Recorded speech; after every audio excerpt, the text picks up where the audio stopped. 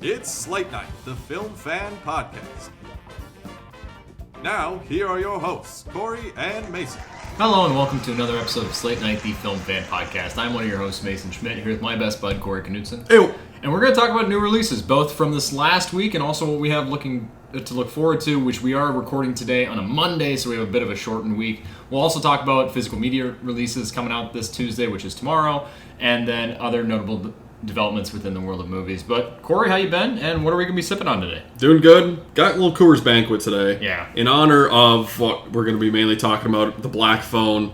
We both rewatched the movie this week, and I had forgotten that the opening shot of that movie is somebody cracking open a Coors Banquet at a kid's baseball game. And it's like the nice, just cylindrical flat top cans with the little punch out. Oh, it's so cool. Miss that. Good old, 70s vibes in that movie. 78, I think is when it takes place. So, what better way than to down some Colorado Kool-Aids of our own? I've never heard them called that, but that's fitting. Oh, it's beautiful. The cans... fucking beautiful too. Love this nasty Dijon mustard colored can. Something about it, man. It's special. This is something perfect. This is really special. But anyways, we got a lot to talk about this week, so we're gonna jump right in with a couple Black Phone movies. Yeah. So I've only seen Black Phone, the original one from 2022.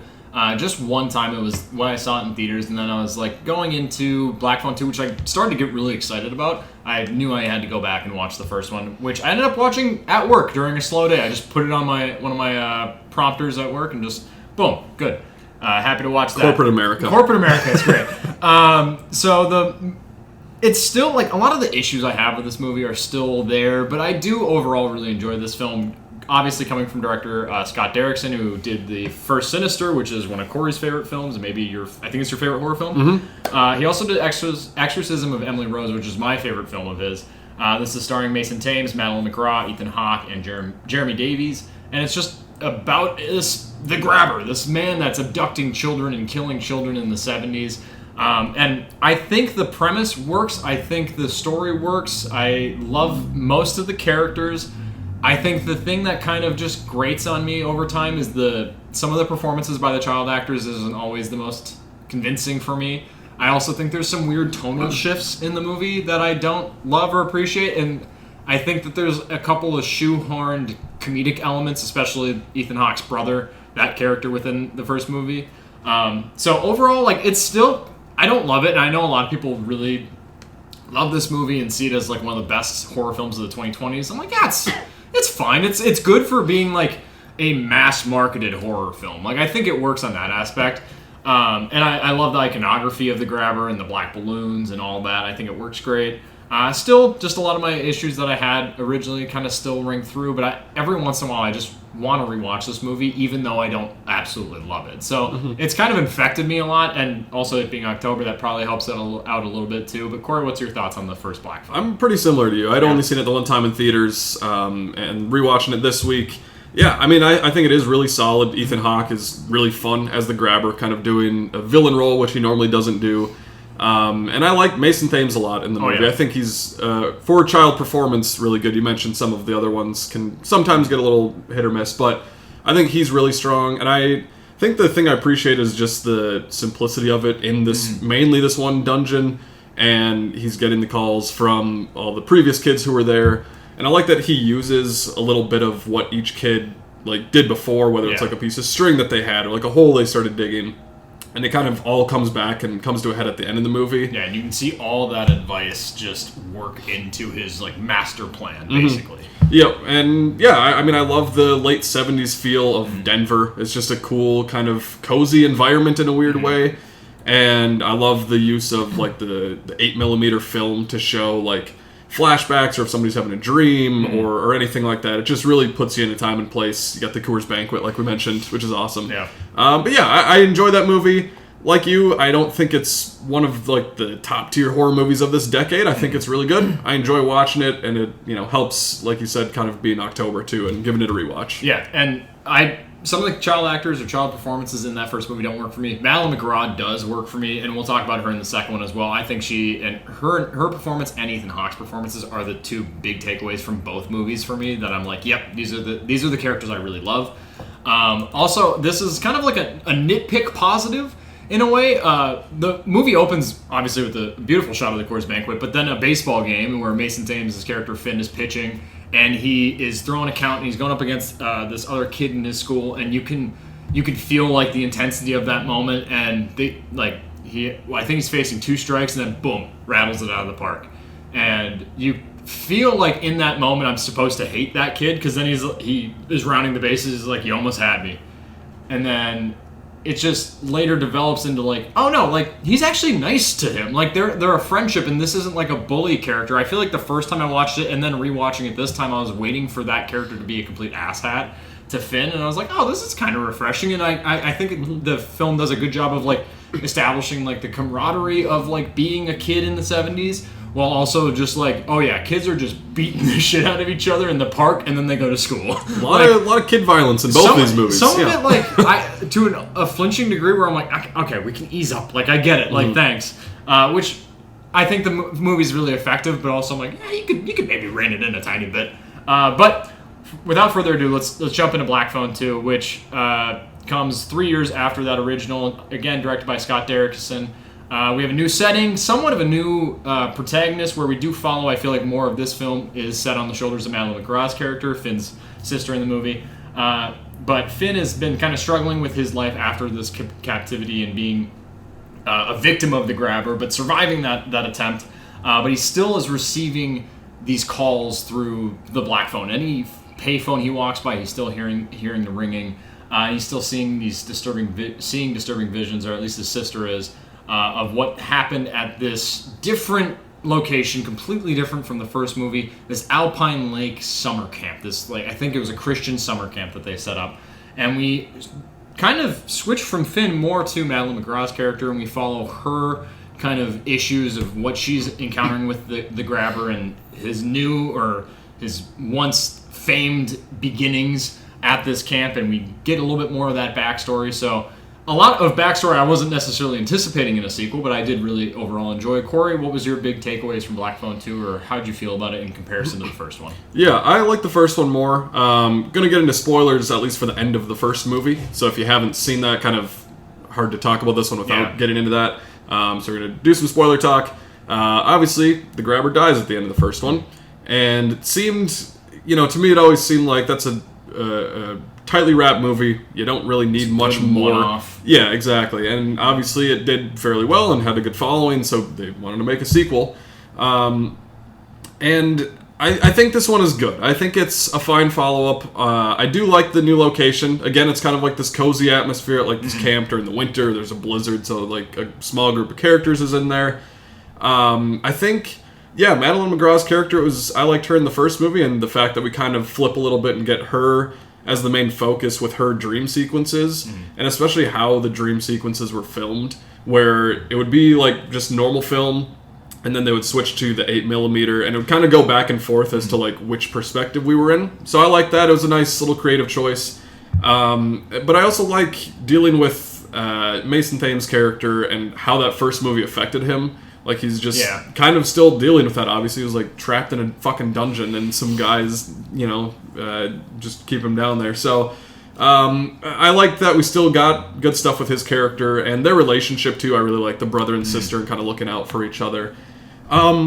This one for me, I think it got a little bit, I don't know, it did a lot of the sequel thing where it gets a little bit bigger in terms of like, all right, we're going to have more characters involved here, like Damien Bashir is at this camp, and then there's 2 other people that are there and kind of stuck up, and then there's like this boyfriend character who has a crush on Madeline McGraw. He's kind of there for some reason, not really clear why he went on this trip with them, whatever.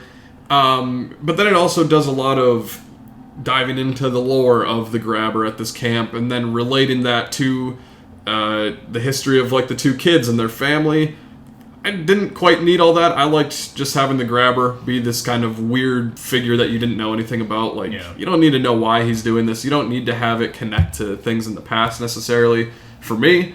But I did still have a fun enough time with it. I think it is a step down from the first, but a decent horror movie. And again, just in October kind of helps with the season. Yeah. I think initially after watching this movie, I still think I prefer the second one to the first. I do like what they do with the premise and how they kind of yeah, the grabber's dead, but how can we further develop that? And yeah, I think a lot of like the big complaints or a lot of the reviews before I saw this movie were equating this to Nightmare on Elm Street and equating this to like, well, this is a good movie, but it also just kind of pulls from a lot of different horror franchises within like the horror genre. And it's just, it feels like a conglomerate of like every other horror franchise. I'm like, I kind of get it. Like, yeah, we got the camp, kind of like Friday the 13th, secluded winter wilderness. You kind of got the thing going. And you got dreams being the main kind of communication aspect that the grabber can utilize, and you kind of get that with Nightmare on Elm Street, Freddy Krueger. So this is kind of pulling from a lot of different franchises, and it does dive into the killer. I feel like a lot of times in franchises it's like, no, don't tell us about him because then he's not scary. Like, just let him be a random horrible person, which I still kind of feel that, even though I do like this film. I'm like, we could have just left it at he's the grabber and he did bad things, and somehow he has tracked or traced these kids, Finn and Gwen, to this Alpine Lake and is still kind of lingering over them. I agree with you. There are some characters at this camp where I'm like, I think we could ditch a couple of them. Like, I don't need that, like, more of that stuck-up, almost prudish religious couple, and I don't know. Like, I think we have Mando and his daughter Mustang, and those are like the two overseers of this camp while we're going through this blizzard. I think you leave it at that. I don't know if you need that like quasi boyfriend character. I didn't mind him in the movie, but I'm like, you could probably trim down on some things. I did like the gore. I like the violence. I think that there are some good moments of tension. I will say this is a negative that I don't really throw at this movie, though. It's more of just Scott Derrickson in a whole. I'm done with you doing 8mm. I'm done with you doing Ghost Kids. Between Sinister, Black Phone, and Black Phone 2, fucking move off of it a little bit. It's fine. I like it, and it's effective in all of the movies that I just listed. But I'm more just like, show me a different bag of tricks. I'm getting tired of it. That, and while I don't think this is necessarily as tight of a movie as that first one, I like the change of scenery. I like the setting. I like what they do with the dreams. Sometimes it does get a little bit outlandish, though, where I'm like, okay, well, where's the line to be drawn? Like, how does this work? Like, you don't need to explain everything, but I'm like, so can he just go after everyone? Even though he's dead? Like, who does he have a direct link to? Because there are moments where I'm like, well, then, if you can kill these people, why is he just waiting to kill Gwen or waiting to kill Finn? Yep. Like, you could go after just about anyone at this camp. So there's some kind of like things that I'm torn on or things that didn't 100% work for me. Overall, I did really appreciate Madeline McGraw's performance. Ethan Hawke, I wish we had more of him. I think he does get a little bit sidelined in this, but overall, I had a great time in the theaters with this movie. There are some good gore effects. You don't get it in this movie. I think it was mostly in the first movie. I should have mentioned this earlier, but I love this little detail of the fact that he changes the fucking bottom part of his mask. Mm-hmm. You get that in the first movie when he comes down with a fucking frown on, and I'm like, what are we doing? What is this? Yeah. Which is almost more terrifying. You don't get that here, but I like the gore that we got with it, and I love how demented Ethan Hawke is in both of these movies. So it's not a smash out of the park. It's like a solid double, maybe steal the third. Like, I had a good time. Like, I really did enjoy this movie, and there are negatives I had, but like, I'm willing to not dive too much into them because I'm like, you know what? You like it, leave it at that. Don't try to overthink it too much, and we'll have a good time. And also, it coming out in October is probably also playing into its benefit because this is the type of movie I want to be seeing in October. Mm-hmm. So, yeah, I think for me, I love Ethan Hawke in both movies. I feel like you got to see more of his weird, quirky personality in the first one. Oh, yeah, for sure. Whereas this one, he is kind of more of that Freddy Krueger, like, demon almost, or like he's out on ice skates just like killing people. And the kind of what you mentioned of like the rules of this movie get a little murky where you're like, I don't quite understand if like it kind of starts out where he's like, he can only impact Gwen in her dreams. I'm like, okay, cool, that's what we've established here. I can go along with it. But then we get to like the third act out on the ice and everyone's cutting holes, and then he's just whipping people out and they're underwater. And I'm like, you're kind of breaking your own rules, it feels like a little bit. Not that it's... Yeah, go ahead. I'm trying to remember. So in that sequence on the ice, which, again, this is kind of spoilery, it is kind of the climactic thing that you get the shot of it in the trailers of him ice skating, which is really, really good imagery. Why does she go to sleep? Does she go to sleep because bad things start happening with him? Like, is he there first enacting things? Or does she go to sleep and then he starts enacting things? Do you remember? I think she starts, like, nodding off in the, like, car or, like, the thing. And then that allows him... Because I'm like, are you able to... Whenever Gwen's asleep, you can come out. And then you can latch onto people through that? Again, this is us digging into it more than the movie really allows you to really explore it within the film. Mm-hmm. But it's just like, I'm trying to remember. I'm like, so did you guys give me any sort of indication as to why he hasn't been doing this the entire time? I don't know. Yeah, and that's kind of part of the problem for me, even, like, is just the first one was kind of this really tight supernatural thriller where, like, you got the rules of, all right, he can talk to these kids on the phone. They can't, like, do anything, but he, like, can hear their advice, hear what they went through. Yeah. This one, it kind of does go a little bit bigger, like, well, how far can we go with it? So, it you know, didn't... It's not, like, a huge issue, but it's still, for me, I was just kind of like, I don't know about this. This is not needed. But cool note, too, with at least the original Black Phone, it's based on a short story from Joe Hill, who is Stephen King's son, so... it's kind of cool. I think he had, like, some ideas for Black Phone 2 that were kind of used. I don't know that it was, like, based on anything really, but I think a solid movie. You know, I don't know that these aren't two that I'll rewatch all the time. Mm-hmm. The first one I think I'd kind of go back to more. I just like kind of the simplicity, like I mentioned, of that first one, but still good. A great kind of horror icon, I think, in The Grabber.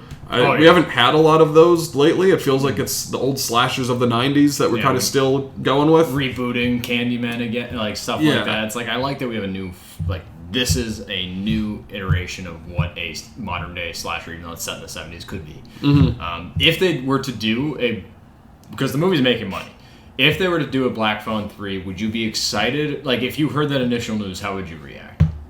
Probably how I felt with the second one, where I'm like, how are we going to... How are we gonna keep it going? Like how? Not that this movie necessarily like retcons anything from the first movie, because I think like that supernatural element was present, so it like makes sense how this one could keep going. But I don't know.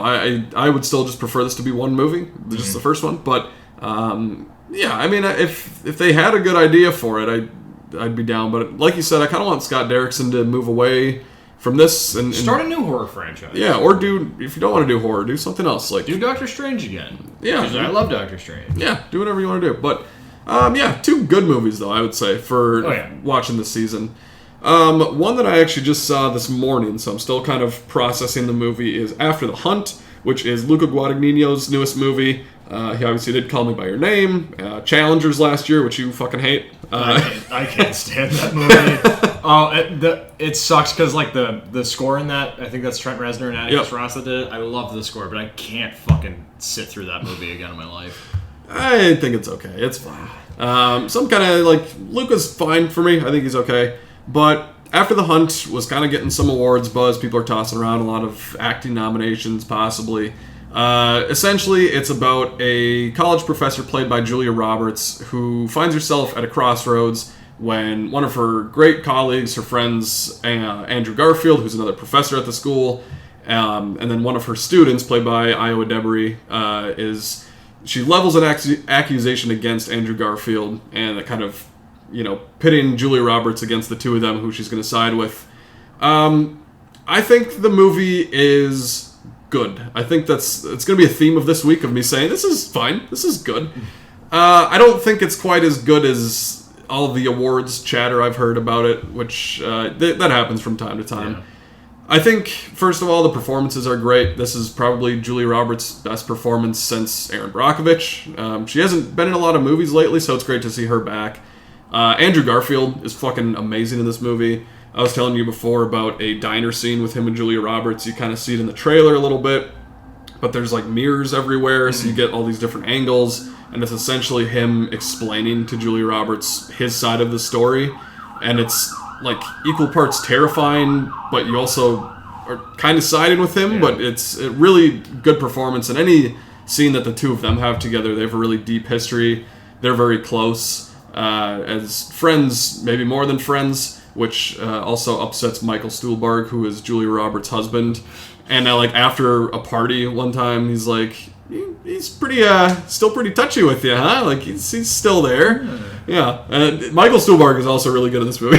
He's an unsung hero in every movie he's in because he's so fucking good. And him in Call Me by Your Name as being Timothée Chalamet's dad, and just like that one of that more like later moments. I think it's in like the final like 20 minutes of that scene between him and Timothée Chalamet where he's just like, yeah, you're gonna get your heart. It's just a good heart to heart in that movie. He's really good, and he's kind of like the outcast in this movie where everybody else is doing something more interesting than him. Like all the conversations they're having, and there's one point where he's sitting at dinner with Io Debris and Julia Roberts as they're like wanting to have this deep discussion, and he makes them food, and he's sitting there like trying to ask questions.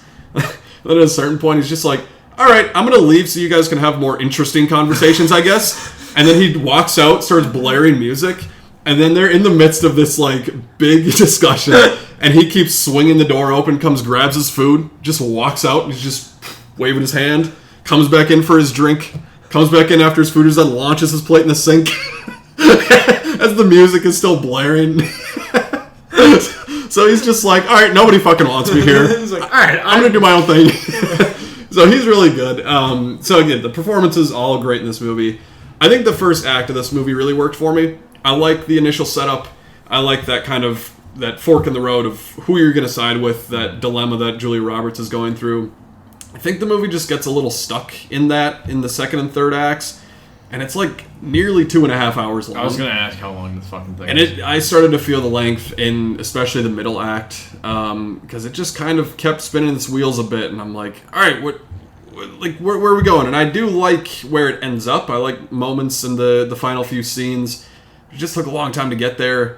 There's also just a lot of like philosophical conversations between these professors and these scholarly discussions, and that doesn't always like hit for me. That's not quite my wavelength of being like the most interesting thing to sit through too. Yeah, like I don't love like diving into the meaning of everything and how does this impact this, and it's not quite what I latch onto. But I think that plays into the movie thinking it's smarter or better than it is, and kind of having that I don't know, just that air to it where it's like, I don't know if you're saying all that much, even though you think you are. Yeah. I think it's good. I think if Julia Roberts and Andrew Garfield were to get nominated, I'd be very happy. I just don't think the script always lives up to their great performances. But I didn't have a bad time watching this movie. I think the story is interesting. I like that dilemma for this character. You learn more about Julia Roberts' past too. So there's some layers to it, but it didn't 100% work for me. But I know a lot of people love it. One of my coworkers saw it, and she's like, I love this movie. I think it's great. But then there were 2 people in my theater. There's probably like 5 other people with me. 2 ladies walked out halfway through. So I think it's going to be very polarizing one. And that feels very much like the Luca Guadagnino way, though. Absolutely. Like every one of his movies, I feel like I'm seeing people that fucking avidly love his work, and people that are like, what the fuck is, like me with Challengers. But I love Suspiria, and I love Call Me by Your Name. And Queer is such a wild movie. I'm really excited for you to watch that one. Because I love like a third, maybe a quarter. I think I love a third of it. Another third of it I really like. And then the last third I'm like, whoa, what are we doing here? But while I don't love all the stuff that he does, I'm always interested in it. And this is the one where I'm like, I'm pumping the brakes a little bit just because the Challengers pissed me off enough to where I'm like, what the fuck is going on? Even though Queer, I think, sequentially came out later than Challengers from what I remember. But I'll see this eventually, but every one of his movies I feel like is slightly polarizing to... I'll see people being like, this is the best movie of the decade. This is the worst piece of trash I've ever seen. You with Challengers. So I'm kind of intrigued to see it. I love the cast.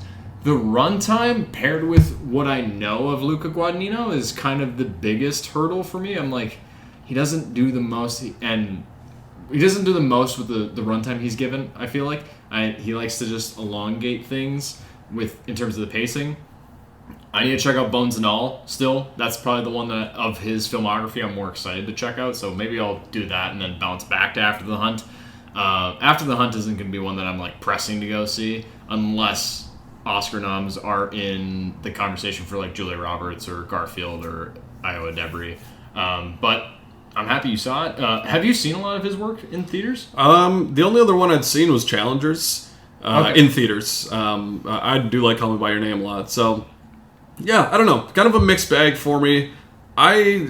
Just as a prediction, if you do end up watching it, I think Do you think I'll hate it? I think you're going to be on one of the spectra. I think you're going to either love it or you're going to hate it. Okay. That's just a hunch that I have, knowing how you relate to like Luca Guadagnino's movies. I think I could picture it both ways. Where you're like, I actually really like that. I want you to watch Queer because I think you might, similar to me, I think you might really like a portion of it, but then you might fucking hate the rest of it. And the part that I think you're going to hate is the latter portion of it. So I'm like, you might end up leaving that theater absolutely just pissed off. Because there's parts of that movie towards the end where I was like, what are we doing here? What are we doing here? It's crazy that they named a movie after you, though. Oh, it's so nice. That's pretty cool. I was waiting. I was waiting for it with Black Phone with the grabber of like when you brought up Dungeon. I was like, he's gonna spin this on me. Somehow. I did that last week. I know, but I was like, I'm not gonna put it past him. Like, fine.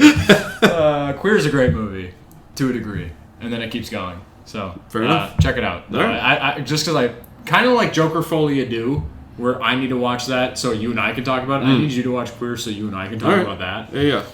Maybe that's what we do for next week. Yeah. Moving into what I caught up on from this past week. I had a busy weekend, so I had to see a lot of movies throughout the week, which was pretty hard. But a movie that's kind of been on my radar is the comedy Good Fortune, written and directed by Aziz Ansari. A movie that I think they did at CinemaCon, they did a little preview of, and I heard pretty decent buzz around it. Also, it has a pretty great cast with Seth Rogen, Aziz Ansari, Keanu Reeves, Keke Palmer, and it's a well-meaning but rather inept angel named Gabriel, which Keanu Reeves playing an angel named Gabriel who only saves people from texting and driving. That alone, that logline, perfect.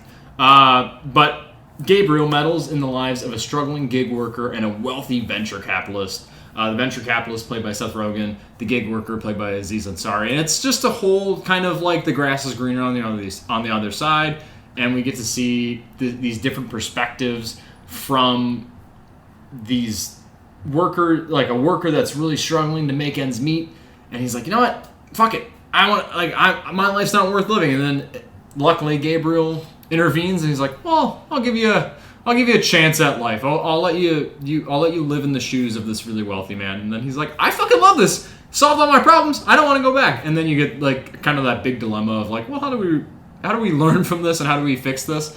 I think the trailers market a movie that looks really engaging and entertaining and funny. I still think the movie is entertaining. The movie's not funny. I think I laughed once in the full hour, 40-minute runtime, roughly around there. I think hour 39 or something.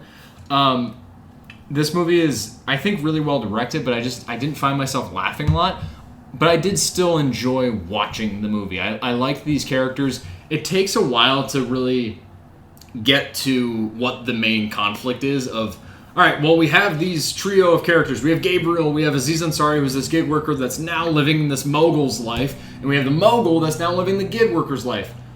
Okay, now what are we going to do that's interesting? Well, the most interesting thing is it's Seth Rogen, Keanu Reeves, and Aziz Ansari, so we get that hilarious chemistry and camaraderie that falls between them, and we don't get enough of it. But when we get it, it's fantastic. So I'm like, this movie feels like it was a little muddled at times. We also, like I mentioned, Keke Palmer's in this movie, and she's kind of sidelined to a degree and has her own kind of subplot going, and her subplot isn't as interesting as this trio of characters. But Keanu Reeves steals the show in just about every scene that he's in as Gabriel. He does this thing. He oversteps his boundaries as this angel. He gets his wings redacted, taken away from him, and now he has to live as a human. And he's just smoking darts and working at like a China buffet. Hell yeah. And he's washing dishes and he just has no love of life. And I'm like, I like some of the things that this story has, but I don't love the whole of it. Overall, I did have like a good enough time in theaters. It just, like I said, it wasn't as funny as I was hoping it would be. But overall, I enjoyed the performances. I enjoyed the characters to a degree. And I think that it's a good comedic attempt at something we've kind of already seen before, almost like that It's a Wonderful Life of, I hate my life. And he's like, well, let me show you, actually, why your life is not that bad. And I think that this is a good kind of modern retelling of that dilemma, that trope. So I would recommend it. It's just, leave your expectations at the door. It's not the funniest thing, but also maybe if you're a big Aziz Ansari fan, you might really like the humor here. He hasn't worked for me since I was like in middle school, so I've aged past that humor, I think. But if you like him, you might find this movie to be really funny. I didn't find myself laughing all too often. Yeah, I've heard from a couple of people that have seen it that it's enjoyable, it's fun, a good enough time, but nothing that, like you're saying, is you have to rush out and see right now. So I'll definitely watch it eventually. But a movie that I watched this week, which I was very excited about, another one in limited release, is Ballad of a Small Player, which is limited like right now, which I said, but then it's coming out on Netflix on October 29th. This is the newest movie from Edward Berger, who has just cranked out a couple great movies in the past couple of years with All Quiet on the Western Front and Conclave, two very different movies, but two that I really like. And I really like this one too. This is my favorite movie I watched this week, and it's kind of, for some weird reason, it's gotten like middling reviews, or kind of polarizing in a weird way. But Colin Farrell plays this gambler in Macau who is just the extremes of the highs of gambling and the low of gambling. It's really explored in this movie, where he just winning everything, and you're like, all right, get out, just take what you got and get out. And then he's like, no, I can get more. And it's everybody that has gambled knows that, obviously, where you're like, what if I just put 20 more in here? What if I did that? And it really does kind of dive into that theme in this movie of there's like this festival that they have in Macau. I would believe it's a real thing. I don't know 100%, but there's a character that's talking with Colin Farrell in the movie about this festival of the Realm of Hungry Souls, it's called. And essentially she's talking to him about how, people, like, they keep consuming and eating, but they're never satisfied. And obviously plays into the theme of gambling, where you keep winning, you're never satisfied, and then it tanks. So it's really a exploration into the descent of just madness of this gambler played by Colin Farrell. And he has a great scene too, where he's just like, I want to try and get rid of all the shame that I have in my body. I feel like this is the way to do it. And it's really just a very, like, I don't know if fun movie is the right word, but it's a fun journey with this character, where you have Colin Farrell giving a great performance. He's so committed. He has these yellow gloves that he wears. And I noticed that. I was making the thumbnail for this video, and I didn't see this movie, and I was like, what the fuck are these gloves about? And like, that's part of the great sound design of this movie, because like anytime he has cards, it's just like the rubbery gloves and the cards, and like it really, like, the sound is great. There's like a section where they're on like this creaky boat, and just like the wood and the water, it sounds really great. The cinematography in this movie is beautiful. I would love to see that get nominated this year. And then the Volker Bertelmann score, we've mentioned him a couple times. House of Dynamite, All Quiet on the Western Front won an Oscar for, and the memorable score. But his is really, it propels this movie along. It's kind of a little bit different than those other two. And there's also a couple moments in this movie that are like two of the scarier moments I've seen in a movie this year, which I didn't expect from this, where it's like I'll say a reflection that Colin Farrell has seen, and it just comes out of nowhere, but it's terrifying and kind of plays into that realm of Hungry Souls, like I mentioned. So, really cool movie. I really dug watching this. Edward Berger, I think, with just these last few movies, has shown his range of not sticking with one genre, really. The only little flaws I would say is that there is, I don't know, like, plot twist isn't the right phrase for it, but there's a revelation made in the movie that I saw coming pretty early on, and I'm normally not good with those type of things. I'm normally like, whoa, what the fuck? Oh, that's the killer, or whatever I can confirm this. Yeah. Oh, wow, I didn't see that. And everyone's like, no, we knew that from the first 20 minutes. I'm like, okay, don't need to be mean. But this one I actually caught on to quick, and like, I think that speaks to, like, I don't think it was hidden all that well, if that's what they were intending. But they kind of treat it as a plot twist almost, and they sort of do a little bit to over-explain it, which I didn't need. I liked the revelation itself. I just think that they do a bit too much of trying to spoon feed you what's happening at the end. Other than that, I really liked it. I know this is based on a book as well. I haven't read it, but would be very curious to read it now just because I really like the story. Performance is great. I like the theme of diving into the just madness of a gambler and the highs and lows and all of that. So I dug this movie. This is probably in my top 10 for the year. Oh, damn. I really dug it. And again, it's getting kind of mixed reviews, but I just think Edward Berger's such a fascinating director to watch. And it's like easily becoming one of my favorites of just looking forward to his next project. Yeah, I remember I didn't see Ballad of a Small Player. It was on my list this past week. I was going to try to do it, but I couldn't make it work logistically. I remember when they were still trying to figure out who was going to direct the next Bond film. Denis Villeneuve got announced, and he's my favorite director working today. But I was gunning for Edward Berger. I wish Edward Berger was the next director for a James Bond film, because I think he could do something really interesting and really cool. And I've loved All Quiet on the Western Front and Conclave, and I'm sure I'm really going to get something out of this, whether I love it or not, because I have seen polarizing reviews. I do tend to side with Corey, though, and our opinions tend to fall along the same side of the spectrum. So I think I will have a good time with this. What I have seen from this movie in terms of like the trailers, I love the style of it. The coloring of it looks great. Yep. I think it's visually gonna be something I'm really excited to see. I just need to go see it. I don't know the logistics of if it's showing around us still, but I want to try and catch it in theaters before it drops on Netflix on October 29th. So wish me luck. If I'm lucky in that affair and I'm able to see this, hopefully I'll be able to talk about it by next week's episode.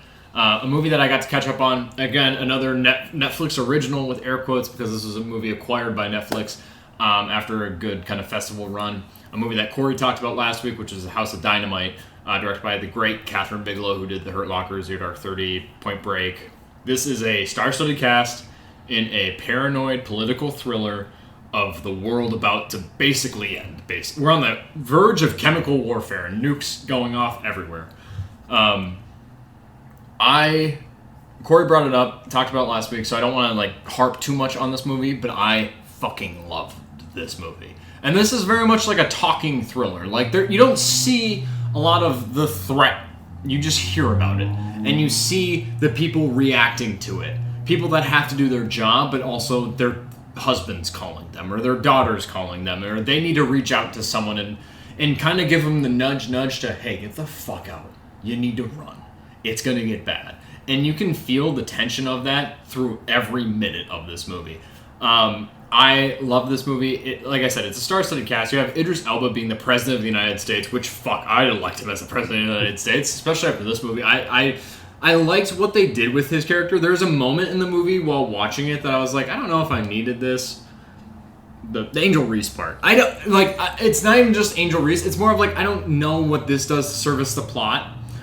But thinking back on like real world history, it makes me think of like the George Bush reading to children, and then someone comes and tells them in the ear like what's going on at the World Trade Center. So that's how it kind of read for me. And after I got that kind of perspective on it, I was like, I love this now. I can see people having issues with the structure, which you brought up last week. I would get if you have issues with the structure. There's points where I'm like, it doesn't 100% work. But overall, I think getting three distinct perspectives of overlapping kind of time frames and how we can see it from this point of view versus this, and how that kind of builds tension and also emotionally gets us further like enthralled and really caring about these characters. Jared Harris is the fucking MVP of this movie, and there is a couple of scenes throughout this movie that genuinely had me shocked, and a scene specifically that me and Corey talked about off camera that I'm not going to say now, because you should see this movie and experience it for yourself, when a character just keeps on walking. And God, does that hurt. I really loved this movie. It was expertly paced. It has a ending that I think fully fits this movie. So I would definitely implore you to go check this out. Try and find it in a theater near you if it's still showing in theaters. It is coming to Netflix later on this week. So I don't know what the logistics of it being in theaters still is, but House of Dynamite is a great film from Catherine Bigelow. I don't know what specifically, but I hope that this gets nominated for something at the Oscars, because I want this to remain in the conversation for a long time, because it was a thriller that had me genuinely scared.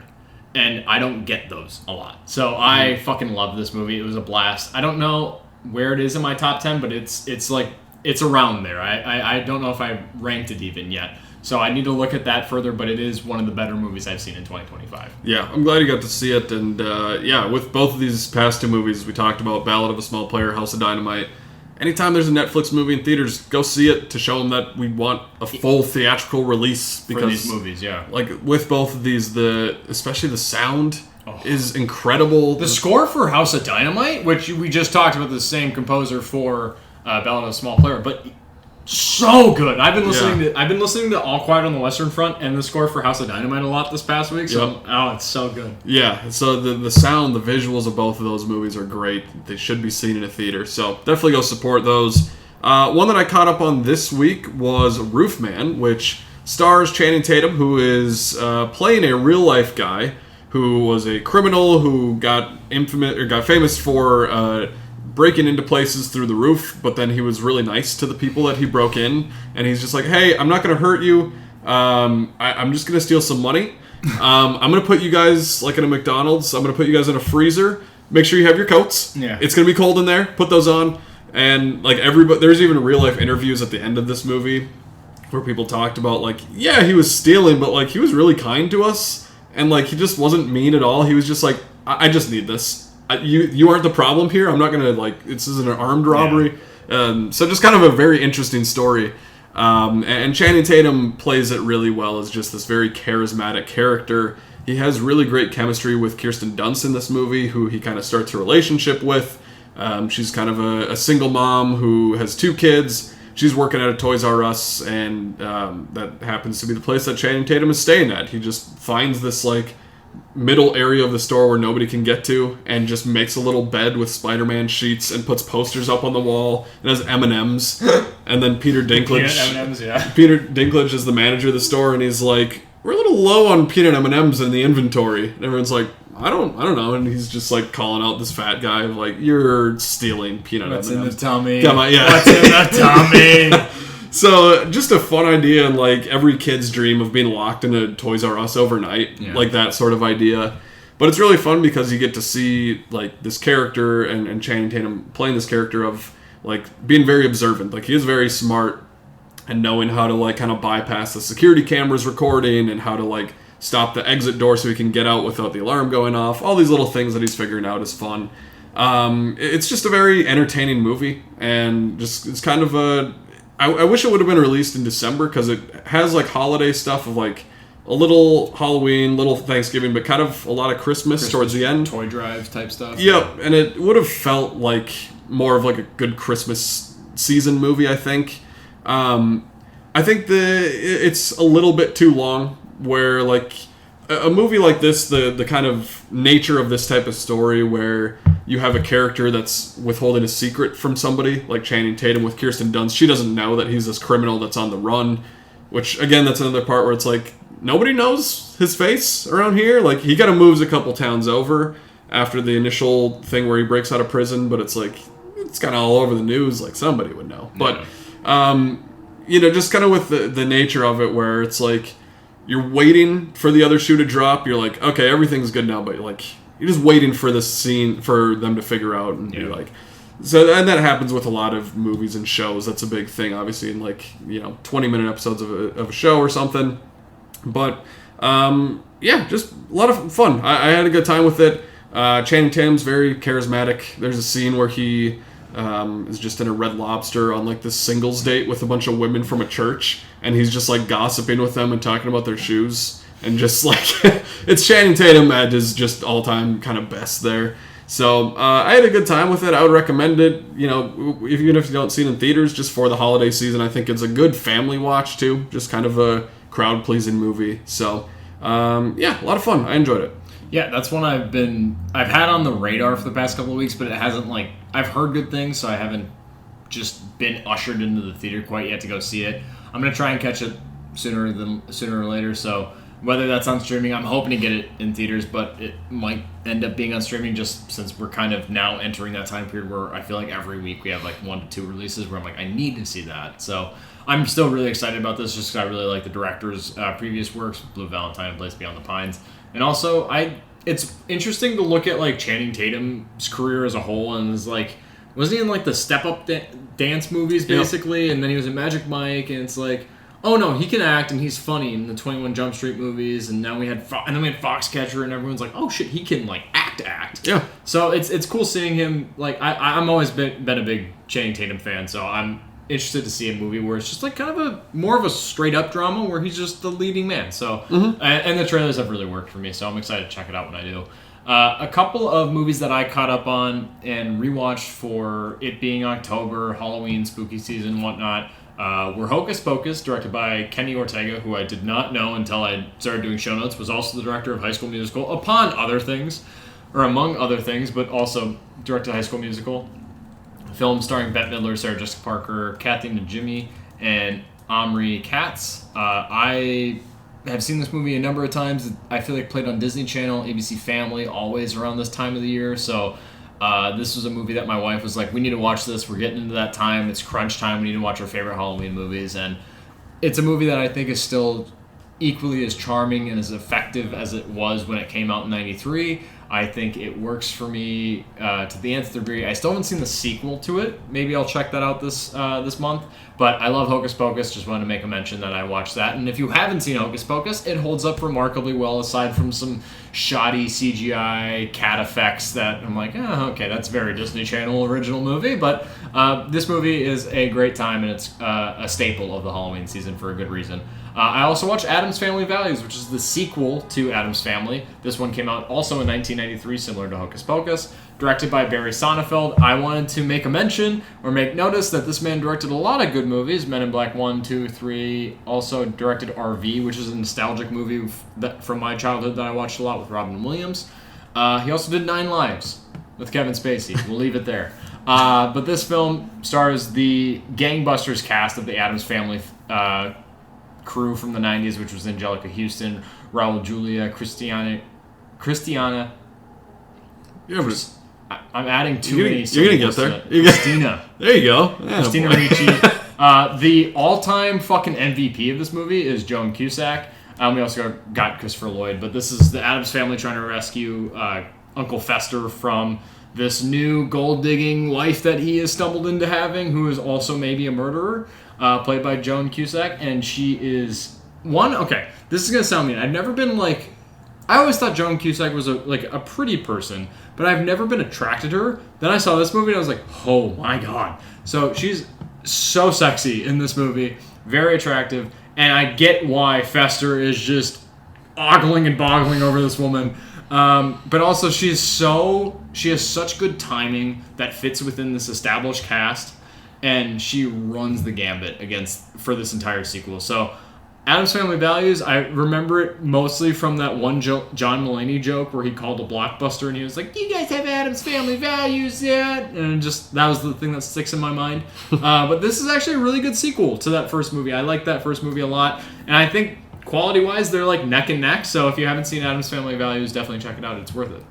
I have not seen any of the Addams Family movies or any Wednesday, any of that stuff. So someday I'll probably try and catch up on the movies. Yeah, so I'm going to try and watch. Check the movies out. I didn't see the animated Addams Family. I've seen both seasons of Wednesday and the season 3 that is inevitably coming. I will watch too, but I'm not excited about any of that. So stick to the movies. You'll probably have a good time. Yeah, as far as Hocus Pocus, I watched that kind of late in life. It was probably like 4 or 5 years ago, maybe. Mm-hmm. And I enjoyed it. I watched it in October just to kind of catch up on it, but I don't have that nostalgia for it. Yeah. But I had a massive crush on Sarah Jessica Parker. Oh, yeah. This movie specifically. Yeah, I can understand why a lot of people have that nostalgia and love the movie, even if like it's not for, I don't quite have that.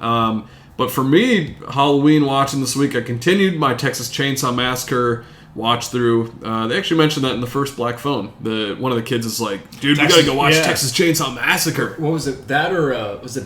It was a Bruce Lee movie, or was it something like that? Was it Bloodsport? They were talking about martial arts movies. Yeah, and they're like, "Oh no, it's still not as good as Texas Chainsaw." Yeah, I was like, okay. So, but this week I watched two of the sequels, which are Leatherface, Texas Chainsaw Massacre 3, and Texas Chainsaw Massacre: The Next Generation. Well, let's start out with 3. We got Viggo Mortensen in the third one, which I didn't know he was in this movie. But he's a lot of fun. He's playing this kind of southern guy. I mean, all these movies take place in Texas, obviously. But essentially, it kind of goes back to the formula of that first movie. Like last week I mentioned, the second movie kind of goes in weird directions and underground amusement parks and all this weird type of shit. This one is more so just the people driving in a car, and then Leatherface comes at night and they get trapped and they're out in the woods, and has all that fun elements to it. It's less campy than the second movie, I would say. It really does feel like they're just trying to kind of redo the first movie, which... Get back to basics. Get back to basics of it. And it's sort of... these first four movies are weird because they all sort of retcon each other, where they're like, this is the true sequel. This is what we actually wanted to tell. Because, like, at the end of the second movie, I guess, spoiler alert, like, the whole cannibal family, the Texas Chainsaw family, gets blown up by a grenade. Dennis Hopper just has a grenade and just blows everyone up. No dice. They're dead. But then in this one, it's like some of those same family members and people are in it, or like their kids are in it. They all found a way to fuck someone and have an offspring. Somebody was there. Continue so it's the like franchise. It's like, I don't know quite how the continuity works. It's not concerned with that really. It's fun enough. It's fine. Like as a sequel, I liked it more than the second one, just because it was a little bit more fun, and Viggo Mortensen is pretty crazy and wild in it. Is he part of the family in it? Who's he play? Or is he's part of the crazy family. You don't know that for a little bit. He seems like he's helping out this couple and some other people in the movie, but he ends up being one of the family members, which is fun, and I like seeing him. There is a really funny part in this movie where Leatherface is always just a big dumb oaf in all of these movies. You probably can't fucking see anything out of the mask. No. And probably stinks in there really bad. For sure. But he's always kind of like this big, almost like a kid. But he has this like kind of alphabet toy where like you have to spell something on it. And it shows him a picture of a clown, like a person dressed up as a clown. And you have to type in the word of what it is. And he keeps typing in food. And it just won't work. And he tries it probably 15 times. Like, food, click, wrong. Food, wrong. And he's just getting so frustrated because it's like, no, I eat this thing. It's a human. That's breakfast, lunch, and then he just whips the thing against the fucking wall because he gets so mad. So there's like, I don't know. I had a fun enough time with this movie. It's not great by any means, but it's okay. Texas Chainsaw Massacre: The Next Generation, which is the fourth one. Again, they kind of marketed this as like the true sequel of what we really wanted to do. What? It's not. This one kind of sucks. Damn it! This has a good cast. This has an interesting cast. It has Matthew McConaughey, much like Viggo Mortensen. He's very fun and wild and crazy in this movie, which I like to see. Renee Zellweger is one of the kids. It's really like this group of kids after prom. They're driving on a road, and then they encounter the Texas Chainsaw Family. Whatever. It's the same in all these fucking movies. They'll stumble upon them somehow. Yeah, the characters in this movie are just unbearable. I really hated them. They're just high school kids that are poorly written, really just poorly acted in almost every regard. But, McConaughey, like I said, is fun. The story is more of the same, but not in a fun way. It's really weird, especially towards the last act of the movie. There's like a weird... There's a weird secret society that they introduce. Good. Of like, they kind of do another dinner scene, like the first movie, where they're all around, people are tied up. And then this guy in a suit comes into the room, and he's like checking in on the family. And you're like, what the fuck is this? And then the end of the movie, like, the main character gets away and gets in a limo with this character, and they kind of explain what's going on, but not really, where they're like, yeah, we're doing this, and we're trying to profit off of this cannibal family doing these things, and we have different families around the country or something that are doing cannibal things, and we like to do it because it like opens spiritual things within people when they're it's a weird fucking ending. It's like when the Halloween franchise and like the later installments were like the Cult of Thorn, and then they never acknowledge it. Like after two, they're like, actually, this was a bad idea. I don't know if this comes up in later movies or any of the remakes or anything. I would assume not, because it's fucking stupid. Yeah. But I'm working my way through this franchise. A couple of weeks is about all I can take. How many more do you have? Is there 6? 5? So I have. I think I have 5 left. There's fucking 9 of these? There's 9 of them, man. Yeah. Yeah, so I'm about halfway through. I've really liked one of them. The third one's sort of a campy fun time. 2 and 4 I haven't really cared for. So, yeah, this is not quite as fun of a rewatch or like a watch through as some of the other horror franchises. But What has been your favorite so far? the original. I mean, that's No. Your favorite. Okay, Oh. that's good to know. But your favorite horror franchise that you've watched through on a Halloween? of the last few years, Halloween for sure. Yeah. That was just fun watching through because I actually think a lot of the sequels, even if they're not all good, like there's good They stuff hold in up them. pretty well, yeah. Like even 4 is okay. I like 2 a lot. Yeah, like 4 is great. Season of the Witch, I think the movie's great. That is a movie I'm gonna force upon my wife because she's like, You're gonna what? Okay, that makes Whoa. Don't. I was hoping you would pause me. Oh, I'm gonna force this movie upon my wife because she doesn't like the newer Halloween movies, which I get. They're not like quality wise the best, even though I like them. But they're also the newer ones are really gory. She's only seen the original Halloween and then parts of Halloween 2. So I'm like, I want to show you Season of the Witch because that to me is like the quintessential Halloween movie, even though it's not Michael Myers and it's completely like void of everything in that franchise. So I'm like, I love Season of the Witch. also H2O is great. H2O is a great. I think that's Jamie Lee Curtis's best performance. H2O and then 2018 are doing the same job, but one of them does it slightly better, and I think it's H2O. Yeah, I just have nostalgia. I feel like AMC, the AMC channel, growing up would always do like a Halloween like marathon leading up through like all of October up to Halloween. So I was always watching them on TV like late at night, and I was like, oh my god, there he is. There's Michael.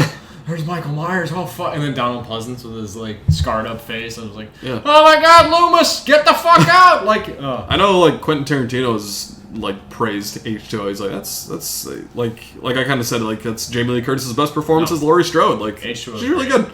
You can watch that. This is a tangent. I love the Halloween franchise so much because you can watch it in so many different ways. You can watch them sequentially and just get a really wild experience. You could watch Halloween, Halloween 2, and then I think you can watch H2O. I'm trying to remember the. There's like full 6 map. different Yeah. continuities You go can through. follow different continuities, and you just like what continuity do you want to watch this October? Which for me right now, I want to watch H2O and I want to watch Season of the Witch, which those don't really have anything to fucking do with each other. So I can watch whatever the fuck I want. I'm gonna. My wife wants to watch Halloween. I think on Halloween night though. That I'm like, yep, I picked the right person to marry. You're smart. So I'm excited to check that out. In terms of aside from movies and stuff that we watch around the spooky season, I meant to talk about this last week and I lost it and forgot about it and didn't mention anything about it. I'm a big Mike Flanagan fan. He did a lot of the great Netflix horror series, both Haunting of Hill House, Midnight Mass, The Midnight Club, which is fine. But he also did Haunting of Bly Manor, which is a horror franchise or a horror limited series that I tried to watch with my wife when we were still dating. And I couldn't get through it. I couldn't get into it. It felt stale to me the first time I watched through it, or attempted to watch through it. But we sat down and I promised her I would watch it because she really loves this limited series. Watched it, episodes, I think I don't remember. I think it's 9 episodes. Loved it. Works so well. It's not scary, but it is a fantastic ghost story. And I think it handles the idea of ghosts so well, better than honestly most properties or franchises I've seen. So I'm not going to dive into it. It has a great cast. If you're a big fan of Mike Flanagan, check it out. I think this is one of his better Netflix outings. I think Midnight Mass is by far and away his best, but I think this and Haunting of Hill House are up there too. He also did The Fall of House of Usher, which was pretty good. But this is a very great, slow burn, almost romantic ghost story. And I was 100% satisfied by it. So I'd recommend it. It's on Netflix. It's easily accessible, and it's a great time to just kind of throw on an episode and watch it, one episode per night for a week or so. But looking ahead, we do have a massive release coming out. Well, it's a small release, but to us it's massive because it's coming from a person that we deeply admire, which is YouTuber Chris Stuckman, who is finally releasing his film that he directed, Shelby Oaks, which got picked up by Neon and has been able to fully develop, and I'm sure that they've added more money to the budget, reshot, whatever. I'm just excited to see what Stuckman put out there. This is starring Sarah Dunn, Camille Sullivan, Michael Beach, and also I remember the GoFundMe video that he did an update for, where he's like, if you guys like, not that I'm asking you to give, but if you give more, we can get an A-list or an A-tier character actor in here, which was Keith David, who's also in this film. It's a film about a woman's desperate search for her long-lost sister who falls into obsession upon realizing that the imaginary demon from their childhood may have been real. I can't fucking wait to see this movie. One, because I helped fund this movie. Not that I deserve any credit. I gave him like $80 so I can get a Blu-ray and a poster, which I got the poster this week. And it's like the standard release poster, but I was just like, holy shit, I have a poster from Shelby Oaks. So I'm excited about that. I'm going to hopefully... AMC Screen Unseen Horror, Thrills and Chills, whatever their fucking mystery movie tonight is. It's roughly this runtime, and it's a rated R horror movie, so I'm hoping it's this so I can go see it tonight. I can't fucking wait for this movie. This is like... I'm going to steal something from my wife because she gave a maid of honor speech at a wedding this past weekend. This is my Super Bowl. This horror movie. Yeah. Allie, that was a great line when you said it in the speech, but... I'm going to make fun of you here for it. I'm really excited for this movie. This is the movie that, like, of this week, this is the event C for me. What about you, Corey? Man, this one is cool. Chris Stockman just put out a video today on his YouTube. I watched that. Just talking about how appreciative he is of everybody that contributed, like you did, to the GoFundMe, the Kickstarter, everything. And just his push for seeing independent movies in theaters, and his hope that this movie can inspire people who have maybe been stuck of making movies to get back into it, to write a script, to do it. And he's like, if somebody came up to me and said, like, your movie inspired me to keep going with mine, like, that'd be the greatest honor. It's so cool. We've been watching him for over a decade now of doing movie reviews, and at least for me, like, when a little bit over a decade now, when I started watching movies consistently and, like, really going to the theater a lot, Chris Stuckman was a guy that I just, like, learned so much about how to talk about a movie and how to analyze it, how to review a movie, and, along with other YouTubers for sure, but he was kind of one of the main ones. And the fact that he's put so much into this over the years, if you've watched his channel, just getting the updates on it, it's so cool. I'm so excited for this movie. I hope it's good. It looks really cool. The trailer looks good. I hope there's some freaky moments in there. So I can't wait for it. It'll be kind of the highlight of talking about stuff next week for sure. The other big thing coming out is Springsteen, Deliver Me From Nowhere, which is the Bruce Springsteen movie based on a book. And it's about making his 1982 album, Nebraska. And Jeremy Allen White has looked great in the trailers. The sound, just as Bruce Springsteen, sounds so close to it, which is crazy. You get Jeremy Strong in there, Paul Walter Hauser as well. So it's coming from Scott Cooper, who I think is one of the most underrated directors in Hollywood. I've really liked, I think, all of his movies. I haven't seen Black Mass. That's the only of his that I haven't seen. You would like it. Okay. You would like it. Yeah. But like Crazy Heart, another music-based movie that I absolutely love. Jeff Bridges and Colin Farrell are so good in that movie. And then, like Hostels, Antlers, Pale Blue Eye, like those are all such good movies that people talk about for a little bit and then kind of forget. But I think he's a really talented director. Jeremy Allen White is one of the biggest rising stars in Hollywood for sure. And I can't wait to see this movie. I may try and see it with my mom. I know she likes Bruce Springsteen, The Boss. So, this one looks great. I mean, it sort of feels like a complete unknown from last year where could get a Best Actor nomination, possibly a few other awards for sure. So I'll definitely be trying to see this one next week. If not, if I have to delay it, for sure the next week. Yeah, the biggest thing here for me is Scott Cooper, because I'm also, like you, a big fan of his movies. And the Pale Blue Eye is the movie I still, like, maybe is the, like, piece of homework burning a hole in my pocket. I've needed to watch that movie for so long, and I think it might be ripe for, like, an October watch, so I want to try and capitalize on that and get that checked off my list. I am tired of musical biopics. I mention that every time we talk about one. I do like Springsteen. I like the casting, I like what I've seen, and I like the director, so I am sure I inevitably will end up seeing this movie, and I think it'll likely be an awards conversation, at least I'm hoping for it, just because I really do love Scott Cooper. I don't know if I'm going to be rushing out to see this. Honestly, as long as I see Shelby Oaks this week, I don't need to see a single other movie this week. But this would be the second step for me, because it's definitely not Regretting You, which is also coming out this week, directed by Josh Boone, who is the director of The Fault in Our Stars, which is a great movie, and The New Mutants, which is a movie I've never seen. And I debate on it every time I'm on Disney Plus. I'm like, do I venture into that? Is that the only X-Men movie you haven't seen?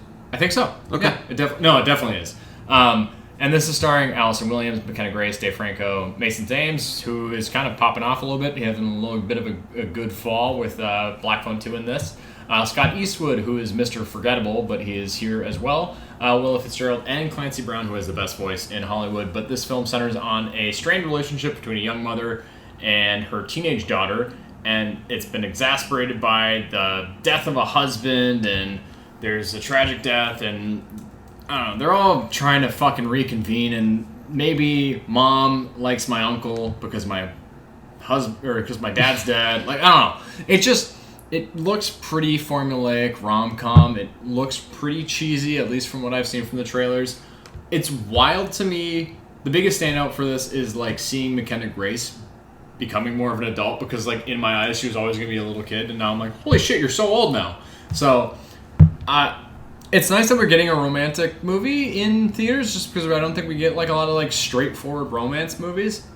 Granted, that's also not necessarily the genre I'm rushing to go see, so I'm not, like, terribly excited for this for me. But if this is your kind of forte, then happily, please go support this in theaters. I'm not going to be there. If I hear amazing things out of the woodwork about this movie, maybe I'll check it out. I'm not anticipating that or expecting that, so I will leave this to the fans of this genre to hopefully support, because I want all movies to do well. I think this is based on a Colleen Hoover book, too, so I think there's probably a lot of fans of that book that are wanting to go see this movie. And I think McKenna Grace and Mason Thames are dating, maybe? In real life? I think so, yeah, which Cool. that's kind of sweet. That makes me happy. But yeah, I don't know too much about the movie or anything, but like you, if I hear good things, I may try and check it out. Also want to point out that we are eating Reese's Cup. Sorry, I say Reese Cup. Yeah, it makes you sound like a child. Little Reese Cup. Reese's. Reese Cup filled with Oreos. I saw these at the store today. While each of us has been talking, we've each been reaching into the bag and trying to unwrap them quietly. You could probably hear it on the thing. I keep trying to check the camera angles to see I'm not getting in Corey's shot. Yeah, these are really good, though. I really like them. It's Oreos in a Reese Cup, and then probably, or Reese's Cup, whatever you want to say.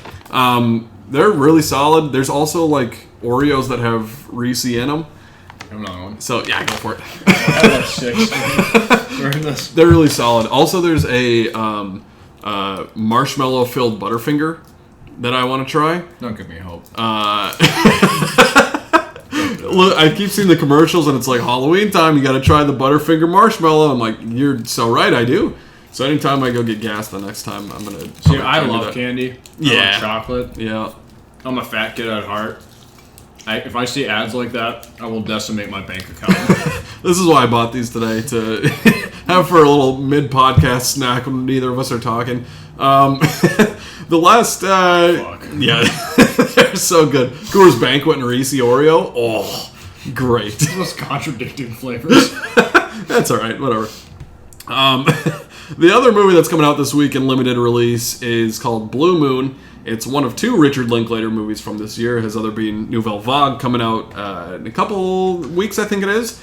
But this is about the story of Lorenz Hart, who is a lyricist, a songwriter, and he has a lot of alcoholism and mental health issues, and I think it takes place kind of in one room as he's trying to save face during the opening of the play Oklahoma.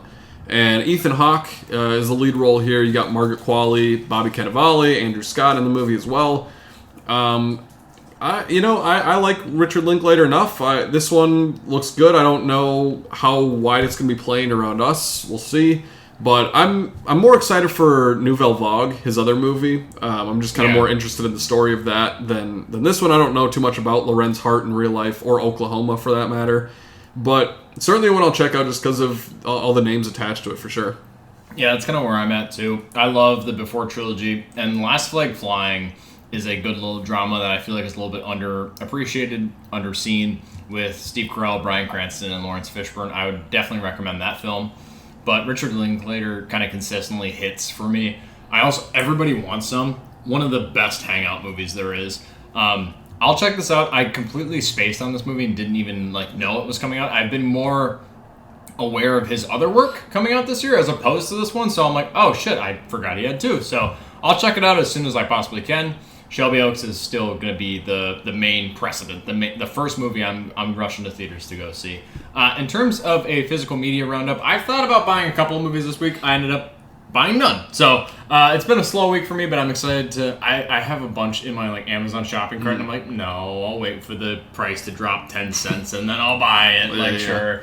But I didn't get anything, sadly, this week. This week, I actually did buy something. Normally, it's the other way around. But I got the Fantastic Four First Steps. Was so happy to get this. I still need Thunderbolts. I've been waiting to find the slipcover in good condition. But this slipcover is really nice. It's got a lot of good embossment on there. I actually really like the design of it. I like the steelbook more. It just looks so comic booky. Yeah. It's so nice. It's great. I like the steelbook, the one that you got. I like that a lot as well. So excited to own that movie. I can't wait to rewatch it. But coming out this week on the 21st is Eddington. It got the nice A24 exclusive barcode packaging on there. And then the X trilogy with X, Pearl, and Maxine. They're getting a little trilogy A24 set, which looks pretty cool. So if you don't have any of those movies, good time of year to buy that. And then a few older movies coming out on 4K. We have A History of Violence, The Place Beyond the Pines, which you mentioned earlier, Derek C. and Francis movie, and then Clue and Aeon Flux. Eon Flux. I've never seen it. I've always been confused by the title. Eon. So there's that. I haven't seen that movie. But Eddington is one I'll definitely buy down the road. We actually had a really good discussion about that, but it's a tale of two halves for sure. Yeah, it's a very interesting movie. That's one that is in that Amazon shopping cart that I just mentioned, where I'm like, fuck, I actually really enjoyed that movie, and I'll likely end up buying it here soon. I already own Place Beyond the Pines, so I probably won't grab that. But another October recommendation: Clue on 4K. Clue in general is a great movie. I feel like not a lot of people our age really talk about it. It was so fun to watch the first time I watched it, and then getting to the end and being like, oh, there's multiple endings. It's like a choose your own adventure. Who do you want to be guilty? So watch Clue this October season. It definitely fits the spooky vibe, and it's a great film. Moving into movie news, I wanted to mention this week the passing of somebody who you probably don't know the name of, but Drew Struzan, who is an artist behind some of the most classic movie posters of all time from the 70s, 80s, 90s, early 2000s. I'm just going to rip through a bunch of names and then kind of talk about them. But he did the posters for the Star Wars special editions when they came out in the 90s, and then the prequels of the Star Wars, Indiana Jones, Back to the Future, The Goonies, The Thing, Big Trouble in Little China, Blade Runner, Hook, the first couple Harry Potter movies, E.T., First Blood, Coming to America, Shawshank Redemption. A lot of really good movies. And there's so many more than that. I just kind of put a few on this list here. But, man, I was just looking through his catalog of work. He has a website that you can look through all of the posters he's done. And just the, beautiful hand-drawn art of those. Yeah. Even though, a lot of them do have the kind of, the actors' faces on them. Yeah, sometimes. There's so much more care to it than just the Photoshop these days, where it's I don't know, just put the big stars in the circle of big comic book people.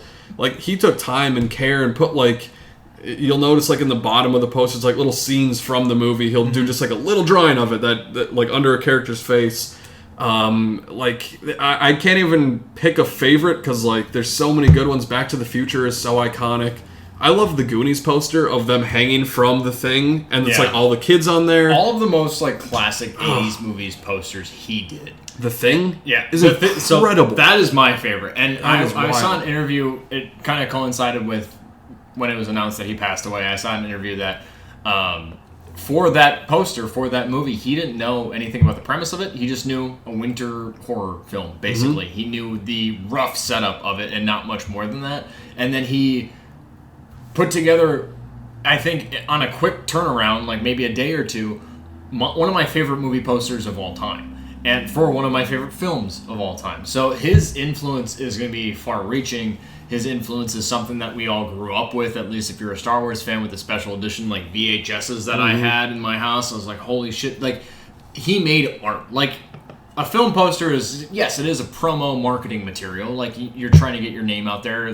a lot of stuff now today. We get just a collection of faces, like Corey mentioned, but he did it best. He put care. It was a deep appreciation for the film, for the work, for the actors, for everything that goes into the aspect of filmmaking, and he did a good job at showing us a sneak peek or a glimpse of what the story might be for that movie. You mentioned with like kind of like the little vignettes at the bottom of like scenes and stuff, and it's just there's few posters or artists, I think, today where we're getting that attention to detail that highlights kind of the art form of, it is a marketing material thing. Like it's a poster. You're trying to sell seats and sell tickets, but also we can do this so well. So it's sad to see a legend that maybe many people might not know by name, but you see his work and you immediately know him, and you can see his style throughout his career. So it is definitely kind of a sad day to hear that, but also it's just like, damn, he made the posters for all of the movies of my childhood, like all the great movies of the 80s. Do you have a favorite maybe, or? I think I'd maybe go Back to the Future, but it's so tough. Even like, I don't know, Coming to America, that's such a good poster. And the thing is like, the movie poster has become kind of a lost art of the art behind it and not just the Photoshop, because not just using it for marketing purposes. A lot of times, like, it'll just be the floating heads of the big stars because that's in their contract that they have to be on the poster, whatever. But like, even like some of the good posters we get now are like, this is the IMAX version of the poster, this is the Dolby Cinema, but it's not the main poster, because that's where it's like, well, the stars need to have their face on it, so we can't, we'll do a cooler poster for like a smaller one, but these were all the main posters for these movies, and they're so iconic and so great. I hope somebody can kind of pick up the legacy of this, because I would love to see this come back and studios being like just accepting this of like the thing where you don't have an actor's face on it, and it's so recognizable and is so like, if you've never seen the movie, you're like, what the fuck is that? Like, what's going on there? It just draws you into the movie in a way that a lot of the posters now are just like, well, I feel like I can see a lot of the movie from this poster of the big, Timothée Chalamet and Robert Downey Jr.'s face, or whoever it is, So definitely a legend. It's just, I want to buy so many of his posters now and just like hang them up because they're so beautiful to look at. It is truly like a lost art of. It is a project in and of itself. Yes, it's attached to a movie that is a big project, but this piece of marketing material can be something so beautiful and so great and have a lasting legacy, if not sometimes more so than the movie. Like, I feel like I could run into people that haven't seen John Carpenter's The Thing, but recognize the poster and like stuff like that. So sadly, he will be missed. He was a legend of poster design, of artwork, and he'll be missed. Moving into a little bit of a trailer roundup, which the only like noteworthy trailer we really had this week was a complete surprise to me, as it came from director Sam Raimi, who has a special place in my heart, but it is for his new kind of quasi-horror thriller called Send Help, which is starring Dylan O'Brien and Rachel McAdams. It is about two colleagues that become stranded on a desert island and the only survivors of a plane crash. On this island, they must overcome past grievances with each other and learn to work together to survive, but ultimately it's a battle of wills and wits to make it out alive, and you get kind of good, like some almost double meaning in moments, or like, you might be trying to kill each other. Like, it's an interesting trailer. I didn't even know Sam Raimi really had a current piece of work that he was looking to put out, and I'm already sold just because, one, it is Sam Raimi, but also I like the cast.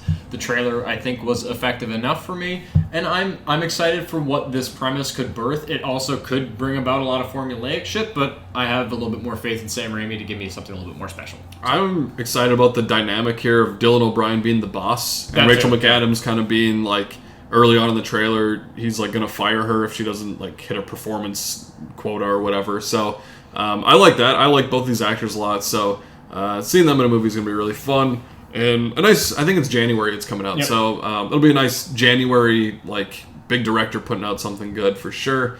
Also this week we had, a lot of news about Paramount trying to buy out Warner Brothers, and Warner Brothers reportedly turned down a bid from Paramount. It was around $20 a share. David Zaslav, who is the head of Warner Brothers, called that too low. And Skydance, they're trying to Paramount Skydance are trying to acquire more stuff. They're trying to acquire Warner Brothers, HBO, all that stuff. Warner Brothers Discovery is looking to split into two different companies, which they were before, and now they want to do it again. Yeah. I don't know. It's all fucking weird. I don't know. I hope that this deal doesn't go through. I think we mentioned it a couple weeks ago, whatever. But I like having different studios and different flavors, different kind of franchises that they can each have, and different original movies and directors' deals with studios. I think is interesting too. So. Happy that this didn't go through, but I feel like it sort of is inevitable at some point. That we'll hear like a final dollar amount that they're like, okay, fine, yeah, you can take us. I'm interested to see kind of where that kind of IP ends up and where it lands based on their dealing of such. But in other news, we also got an update that I don't think anyone was really asking for, but I'm a massive Jim Carrey fan, so I'm fine with this. But Jim Carrey is now attached to a Jetsons film. To star in a live-action Jetsons film for Warner Brothers with Colin Trevorrow potentially in discussions to direct, which is also a wild pairing. But apparently Trevorrow and Joe Epstein are in talks to be writing the script, and this would make the first Jetsons feature film since the 90s, animated film, and originally a show that aired in the 60s, but it's the classic series that is that space age kind of... Honestly, what I almost said Fan4stick. What Fantastic Four First Steps kind of capitalizes on, that kind of like new age, space age, futuristic, modern world. So, Corey, how do you feel about Jim Carrey being at the front of a Jetsons potential film? I grew up watching the Jetsons and the Flintstones. They were just kind of like back to back. I remember on TV. Yeah, Boomerang. I was trying to think of the name of it. Boomerang was fucking awesome. So I know like my parents grew up with the Jetsons and everything. So I just kind of grew up watching that. Jim Carrey could be fun. I don't know if is he George, the dad, or I don't think they said really. That's my guess. Probably. He's probably just gonna be the dad, the father role. But I guess he's kind of unretired from acting again. He's like, actually, I'm after Sonic Hedgehog 3, I'm back. I'm in these family movies now, so it could be fun.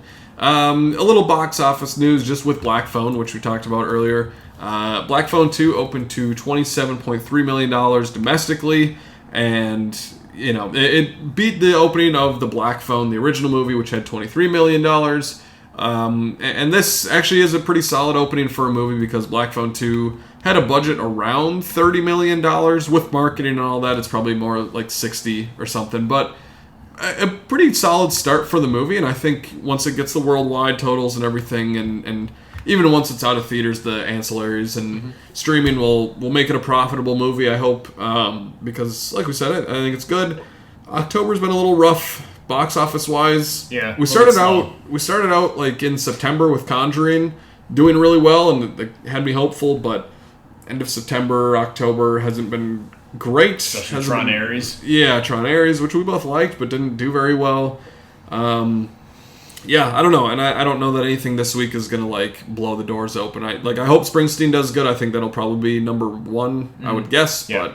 But go to the theater, go support movies, please. I feel like Black Phone 2 has a good potential to kind of continue building a good amount of wealth for these next couple of weeks. Hopefully, Shelby Oaks makes a decent amount of money. I'm hoping at least like a couple million would be great. Yeah, but it's horror time. Like, let's watch horror movies. So go support them in theaters. A piece of news that dropped today that was a pleasant surprise because this is an actor that Corey and I both really love. Coleman Domingo was announced to be cast as the Cowardly Lion for Wicked for Good. He's an Oscar-nominated actor. Maybe he should have been an Oscar-winning actor, depending on who you ask, which I probably would agree with you if you said yes, he should have won. But he will be voicing the Cowardly Lion for Wicked for Good. The casting was revealed on Instagram, I believe, of the official Wicked Instagram, where Domingo was kind of being playful, and he said, "See you in Oz." So I'm really excited about that. Don't know how big of a character. I haven't seen the stage show. I don't know how much Dorothy and the main crew of The Wizard of Oz are really in Wicked. So I don't know how much to expect from Coleman Domingo, but I like that casting. I love Coleman Domingo. I don't think it hurts to add him to literally anything. He is one of the best actors, I think, working today. So I like this. Wicked for Good is one of my most highly anticipated films for the rest of this year, for the entirety of 2025, actually. So I'm excited to see this, and you're adding talent to a movie I'm excited about, so I'm not going to complain. Good casting for sure. I unfortunately have had a couple things spoiled of where characters from Wicked, how they translate to Wizard of Oz things. I won't spoil it if you don't know.